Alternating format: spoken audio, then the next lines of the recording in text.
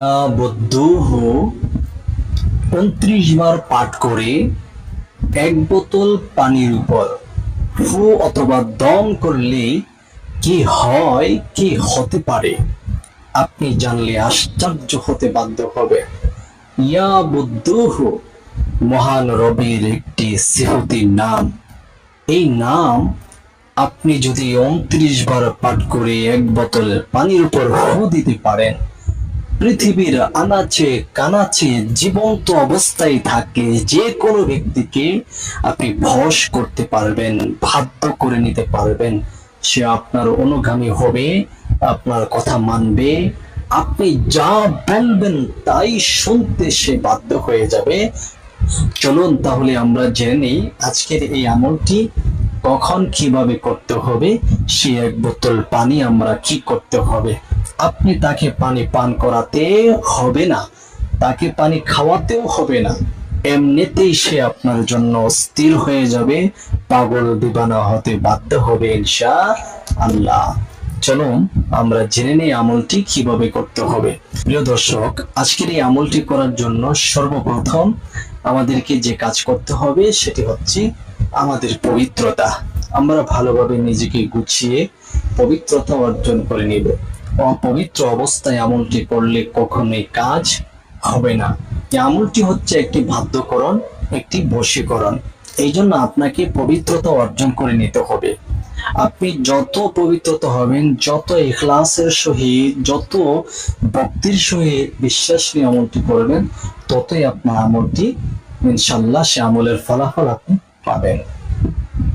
তো আপনি ওযু করার শুরুতে আউযু বিল্লাহি মিনাশ শাইতানির রাজীম এরপরে পড়বেন বিসমিল্লাহির রহমানির রহিম। আউযু বিল্লাহ বিসমিল্লাহ পড়ে আপনি কি করবেন, এই আমলটি করার জন্য তার পূর্বেই, আমলে বসার পূর্বে একটি আপনার আধা লিটার যে পানির বোতল আছে, সাদা একটি পানির বোতল আপনি সংগ্রহ করবেন। আর এক বোতল, এই সাদা এক বোতল খাবারের পানি সংগ্রহ করে আপনার সামনে রাখবেন। আর এক টুকরো সাদা কাগজ এবং একটি কলম, যে কোনো কালারের একটি কলম হলেই চলবে। ওই তিনটি জিনিস রেখে আপনি পবিত্রতা অর্জন করে আপনি পবিত্র বিছানাতে বসবেন, পশ্চিম দিকে ফিরে বসবেন। বসে 3 বার এই ইস্তিগফার পড়ে নেবেন। আস্তাগফিরুল্লাহাল্লাযী লা ইলাহা ইল্লা হু আল হাইয়ুল কাইয়্যুম ওয়া আতুবু ইলাইহি লা হাওলা ওয়ালা কুওয়াতা ইল্লা বিল্লাহিল আলিয়্যিল আযীম। আস্তাগফিরুল্লাহাল্লাযী লা ইলাহা ইল্লা হু আল হাইয়ুল কাইয়্যুম ওয়া আতুবু ইলাইহি لا حول ولا قوة إلا بالله العلي العظيم. أستغفر الله الذي لا إله إلا هو الحي القيوم وأتوب إليه لا حول ولا قوة إلا بالله العلي العظيم. এরপরে প্রিয় নবীজি সাল্লাল্লাহু আলাইহি ওয়াসাল্লামের উপর দুরূদ শরীফ পড়বেন। اللهم صل على محمد وعلى آل محمد كما صليت على إبراهيم وعلى آل إبراهيم إنك حميد مجيد. اللهم بارك على محمد وعلى آل محمد كما باركت على إبراهيم وعلى آل إبراهيم إنك حميد مجيد. 3 বার ইস্তিগফার, 3 বার দুরূদ শরীফ পাঠ করা কমপ্লিট হয়ে গেলে আপনি যে কলম এবং সাদা কাগজের টুকরা নিয়েছেন সেটার মাধ্যমে আল্লাহ সুবহানাহু ওয়া তাআলার এই ইসমটি লিখবেন। ইয়া বুদ্দুহু, রস্যি অন্তস্থ আকার আ, ইয়া বুদ্দু, ব রস্যকার বু, দয়া দয়া সংযুক্ত রস্যকার বুদ্ধ, আর হ রস্যকার হু, ইয়া বুদ্দুহু।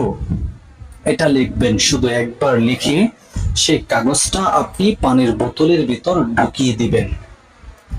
তারপরে আপনি যে কাজটি করতে হবে, মহান আল্লাহ তাআলার এই ইসমটি 29 বার পড়বেন। ইয়া বুদ্দুহু, ইয়া বুদ্দুহু, ইয়াবুদ্দুহু ইয়াবুদ্দুহু ইয়াবুদ্দুহু ইয়াবুদ্দুহু ইয়াবুদ্দুহু 29 বার পড়বেন এবং যাকে আপনি বশ করতে চাচ্ছেন তার মায়ের নাম, তার নামটা উচ্চারণ করে আগের থেকেই ধ্যান খেয়াল নেবেন যে তার জন্য আমলটি করছেন। তারপরে আমলটি করবেন। 29 বার ইয়াবুদ্দুহু পাঠ করার পরে 3টি ফু সে বোতলের ভেতর দিবেন, পানির মধ্যে দিয়ে দিবেন। এরপরে প্রিয় নবীজি সাল্লাল্লাহু আলাইহি সাল্লামের উপর আবার 3 বার দুরূদ শরীফ পড়বেন। এখন কথা হচ্ছে 3 বার দুরূদ শরীফ পড়ে 2টি ফু সে 1 বোতল পানির উপর দিবেন এবং সে পানি কি করবেন, ওই ব্যক্তি যদি কাছে থাকে তাকে কোন সিস্টেমে পানিটা খাওয়াই দিবেন, 3 দিন খাওয়ানোর চেষ্টা করবে। আর সে যদি কাছে না থাকে, দূরে থাকে, প্রবাসে থাকে অথবা দেশে কোথাও থাকে, অথবা তাকে পানি খাওয়ানোর মতো সেই আপনার সুবিধা হবে না, তখন আপনি স্রোত, নদীর স্রোতে যেখানে পানির স্রোত আছে সেখানে গিয়ে পানিটা ছেড়ে দিবেন আর বলবেন, হে আল্লাহ, এমুকের সন্তান এমুক, সেজন্য আমার বাধ্য হয়ে যায়, সেজন্য আমার ভক্ত হয়ে যায়, আমি যা কিছু বলি সেজন্য তাই মেনে নেই। এই পানি ওই পানির সাথে মিশিয়ে দাও যেখানে সে বসবাস করে, যেখানে সে পানি খায়, গোসল করে ইত্যাদি কথাগুলো বলে পানিটি নদীতে ছেড়ে দিয়ে আপনি চলে আসবেন। পিছনের দিকে তাকানো যাবে না। প্রিয় দর্শক, এখন কথা হচ্ছে এই আমলটি কতবার করবে। এই আমলটি একবারই করবেন, বাস একবার করলে ইনশাল্লাহ আপনি ফলাফল দেখবেন।